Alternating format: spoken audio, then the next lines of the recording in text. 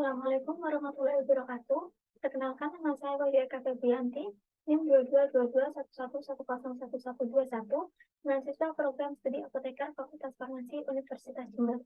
Di sini saya akan menjelaskan resume kuliah tamu bisnis kefarmasian dengan dosen pengampu Dr. Apoteker Yudi Wicaksono, SSI, MSI. Untuk tema kuliah tamu yaitu peluang usaha di industri kosmetik dengan pemateri Apoteker Naili Siva, SPA. Kosmetik definisinya, istilah kosmetik berasal dari bahasa Yunani yaitu kosmetikos yang berarti keahlian dalam menghias. Sedangkan menurut peraturan Kepala BPOM RI nomor 23 tahun 2019, kosmetik didefinisikan sebagai bahan atau sediaan yang dimaksudkan untuk digunakan pada bagian luar tubuh manusia seperti epidermis, rambut, kuku, bibir, dan organ genital bagian luar atau gigi dan membran mukosa mulut, terutama untuk membersihkan, mewangikan, mengubah penampilan, memperbaiki bau badan, melindungi atau memelihara tubuh pada kondisi baik. Menurut Peraturan Kepala BPOM RI nomor 23 tahun 2019, bahan yang digunakan dalam kosmetik harus aman, bermanfaat, dan bermutu. Kemudian pemenuhan terhadap persyaratan keamanan dan kemanfaatan sebagaimana dimaksud dibuktikan dengan hasil uji laboratorium dan referensi ilmiah atau empiris lain yang relevan. Bahan yang diizinkan digunakan dengan pembatasan dan persyaratan penggunaan bahan termasuk zat aktif sediaan, bahan pewarna, bahan pengawet, dan bahan hampir sedia. Bahan yang tidak diizinkan dalam kosmetik antara lain pewarna tekstil seperti rodamin B, merah K3, dan methanol yellow. Kemudian ada rapta dan asam retinoat. Perizinan kosmetik melalui laman Notifikos.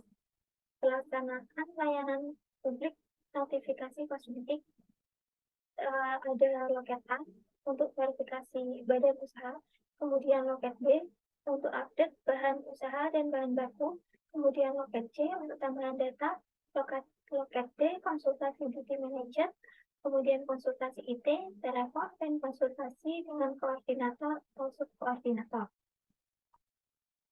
Ketentuan layanan. Yang pertama, pendaftaran antrian layanan loket melalui online dan tatap muka dilakukan melalui antrian.com.go.id. Pendaftaran antrian dapat dilakukan 1 minggu sebelum jadwal loket. Kemudian pelaku usaha datang sesuai jadwal perjanjian dan antri sesuai gilirannya. Apabila pelaku usaha belum hadir ketika sudah masuk gilirannya, pelaku usaha dilewati hingga nomor antrian terakhir sesuai waktu layanan. Kemudian perusahaan yang mendapatkan nomor antrian loket namun berhalangan hadir agar membatalkan antrian pada sistem antrian BPOM. Perusahaan yang terdaftar namun tidak hadir dan tidak membatalkan atau memberikan konfirmasi akan diberikan punishment. Selanjutnya, dokumen kelengkapan badan usaha khusus untuk loket A dan loket B dikirimkan melalui H-1 jadwal loket sesuai ketentuan. Untuk loket A, loket_A.notifikos@pom.go.id. Untuk loket B, loket_B.notifikos@pom.go.id. Untuk loket C, loket_C.notifikos@pom.go.id. Kemudian loket D, loket_D.notifikos@pom.go.id. Dokumen kelengkapan badan usaha yang ditindaklanjuti adalah dokumen yang telah diverifikasi sesuai jadwal layanan loket oleh petugas loket A atau loket B. Perusahaan hadir paling lambat 30 menit sebelum waktu layanan berakhir. 11.30 WIB untuk sesi pagi dan 15.30 WIB untuk sesi siang. Khusus layanan tetap muka, status kesehatan menyesuaikan dengan persyaratan loket BPOM dengan menerapkan protokol kesehatan secara ketat. Kemudian harus jelas permasalahan yang akan dikonsultasikan. Khusus konsultasi duty manager merupakan konsultasi yang bersifat umum terkait proses sertifikasi kosmetik, tidak termasuk follow-up status produk atau badan usaha, verifikasi badan usaha, update data administrasi, dan konfirmasi produk. Kemudian waktu konsultasi maksimal 15 menit, khusus konsultasi dengan koordinator atau subkoordinator. Pendaftaran dilakukan dengan mengisi form pada link http://bit.ly/konsultasi konsulvertos. Penentuan layanan online melalui Zoom, Zoom akan diinformasikan pada link bit.ly garing loket notifikasi 2. Perusahaan diharuskan memiliki Zoom sesuai dengan jadwal dan urutan nomor antrian loket menggunakan nama Zoom dengan format nomor antrian _ nama perusahaan sesuai saat mendaftar pada antrian online. Pelaku usaha masuk Zoom sesuai dengan urutan antrian pelayanan loket. Sebelum masuk ke breakout room, pelaku usaha akan dipanggil oleh host. Setelah merespon, baru akan dimasukkan ke breakout room. Jika pelaku usaha tidak merespon, pelaku usaha akan dikembalikan ke main room Zoom dan akan dilayani setelah melapor kepada host Zoom. Ketentuan loket terbaru mulai berlaku pada tanggal 10 Oktober 2022, sedangkan pengambilan nomor antrian mulai berlaku pada 3 Oktober 2022. Sediaan kosmetik. Yang pertama ada masa padat, seperti sabun dan deodoran stick. Kemudian serbuk tabur atau serbuk kompak. Kemudian setengah padat atau pomade. Untuk krim ada krim malam atau pelembab. Gel ada gel rambut. Kemudian pasta ada pasta gigi. Untuk sediaan cair ada pewangi badan. Sediaan cairan kental seperti sabun mandi cair. Kemudian suspens seperti lulur, bedak cair atau manir. Kemudian aerosol seperti hairspray. Golongan 1, kosmetik yang digunakan untuk bayi, kosmetik yang digunakan di sekitar mata, rongga mulut, dan mukosa lainnya. Kosmetik yang mengandung bahan dengan persyaratan kadar dan penandaan, dan kosmetik yang mengandung bahan dan fungsinya belum lazim, serta belum diketahui keamanan dan kemanfaatannya.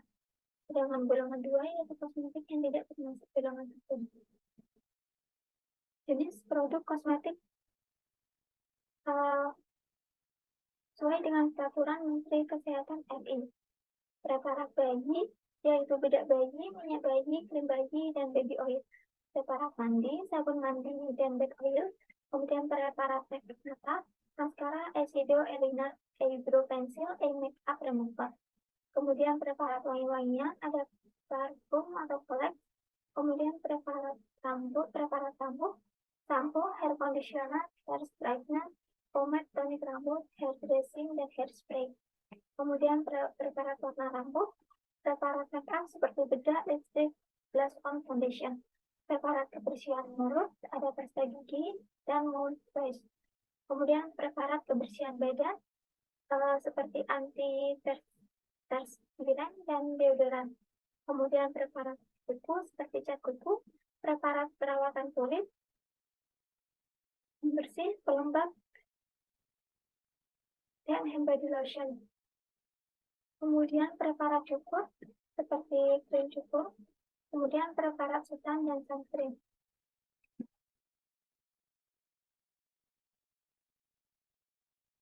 Kosmetik yang aman. Yang pertama, beli produk di tempat yang resmi. Dapatkan produk kosmetik di swalayan atau distributor resmi lainnya. Kemudian lakukan cek date pada produk seperti cek keamanan, cek label, cek izin edar, dan cek kadaluarsa. Kemudian konfirmasi NIE, pastikan nomor NIE atau nomor izin edar yang tercantum pada kemasan produk benar terdaftar dan memiliki identitas sesuai dengan produk yang dikonfirmasi oleh BPOM. Kosmetik di Indonesia untuk pengaduan berdasarkan komoditas 71,49% untuk kosmetik, 19,81% untuk obat tradisional, dan 8,41% untuk suplemen kesehatan. Jaminan mutu dan kualitas terbaik, yaitu MUI, telah memenuhi uji standar halal dan dari Majelis Ulama Indonesia. Kemudian BPOM telah memenuhi izin edar dari Badan Pengawasan Obat dan Makanan.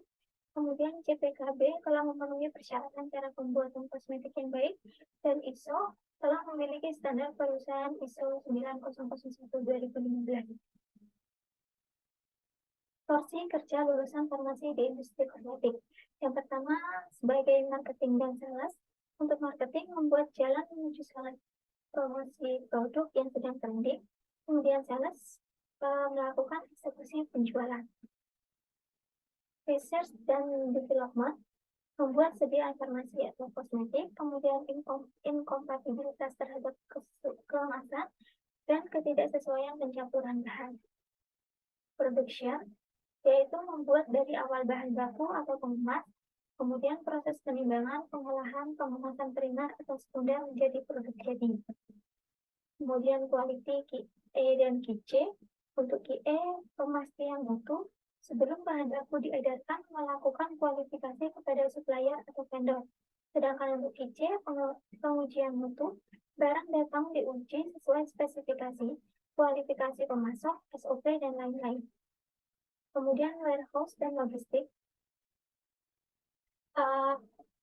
Yang pertama, penyimpanan bahan baku produk jadi di dalam gudang berdasarkan bentuk sediaan dan fungsi. Kemudian bahan halal terpisah dengan bahan non-halal.